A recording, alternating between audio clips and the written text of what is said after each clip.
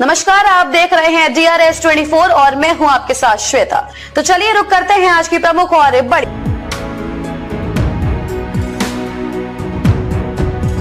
अब आपको बेटी की शादी की कोई टेंशन नहीं लेनी। संस्था करेगी आपकी मदद। आप शादी घर से भी कर सकते हो और संस्था द्वारा सम्मेलन से भी कर सकते हो।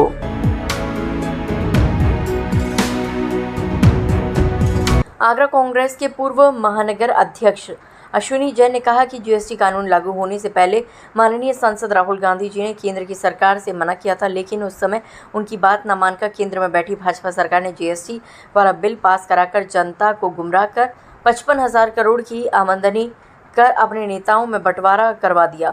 आज पूरे देश की जनता को हर चीज़ पर जीएसटी देनी पड़ रही है, चाहे वह खाना हो या फिर पानी हो।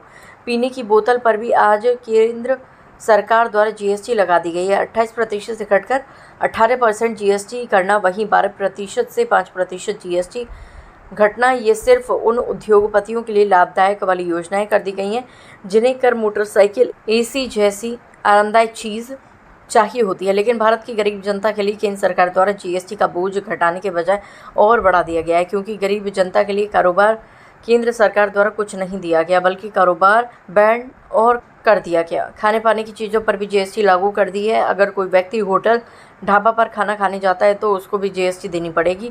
वहीं पानी पीने के लिए भी खरीदी गई बोतल पर जीएसटी देनी है।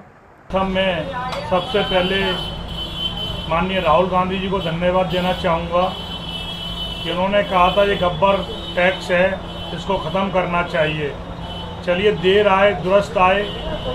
भारत के प्रधानमंत्री ने राहुल गांधी जी की बात मानी और उन्होंने जीएसटी को अब कम कर दिया। आप देखिए, 55,000 करोड़ रुपया जीएसटी पर उन्होंने वसूला है और अब आकर ये जीएसटी को माफ़ कर रहे हैं, एक मल्लम लगा रहे हैं जख्म के ऊपर। ये देखिए, भारतीय जनता पार्टी के लोगों को आप देखिए, जीएसटी ईंटों के ऊपर 12% है और आप कहते हैं हमने 12% से 5% पे लाके रख दिया है, लेकिन ईंटों के ऊपर से, ईंटों के भट्टों के ऊपर से जीएसटी 12% है, 12% ही नहीं। ये गब्बर टैक्स राहुल गांधी शुरू से कह रहे थे ये टैक्स नहीं लगना चाहिए, लेकिन ये हठकर्मी सरकार, जिद्दों की सरकार, अंधभक्तों की सरकार ये बिल्कुल भी नहीं माने। लेकिन अंत में आकर जब चुनाव आते हैं